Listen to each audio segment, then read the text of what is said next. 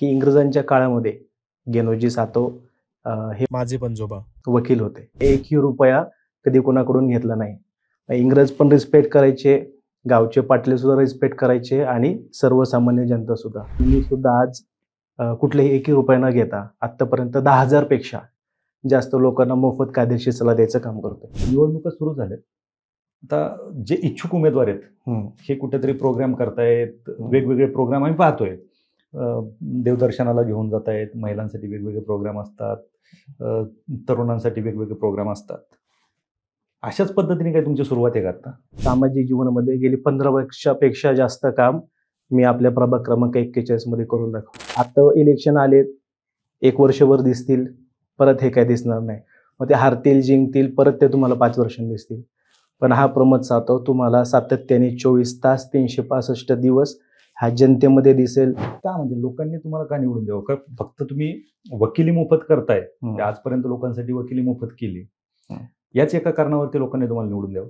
गेली 15 वर्ष जे जुने नगरसेवक होऊन गेले त्यांना जी कामं करता नाही आली, मग रस्ते डेव्हलपमेंटचा विषय असून दे, पाण्याचा विषय असून दे, कचऱ्याचा विषय असून दे, महिला सुरक्षीकरणाचा विषय असून दे, हा माझा लढा आहे आणि ते सर्व डीपी रस्ते मी करून दाखवणार. टाक्यांची कामं अपूर्ण होती, ती त्या मार्गदर्शनाखाली मी ती पूर्ण करून घेतली.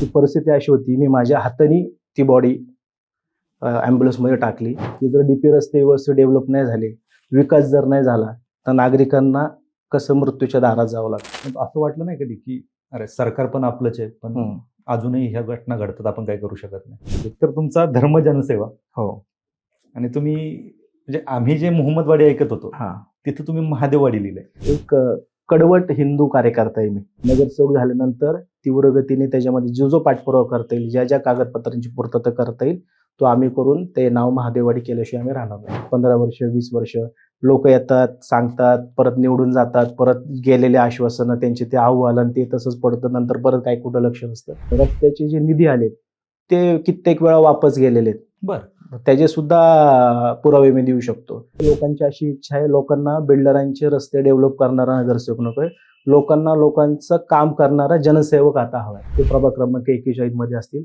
ते सर्व डीपी रस्ते या ठिकाणी तुम्हाला झालेले दिसतील येत्या 5 वर्षामध्ये लगेच. सध्याचं वातावरण बघता भारतीय जनता पार्टीचा महापौर हा पुणे महानगरपालिकेमध्ये असेल आणि आपल्या सर्वांच्या आशीर्वादाने हा प्रमोद सातव सुद्धा येणाऱ्या काळामध्ये पुणे महानगरपालिकेमध्ये दिसेल.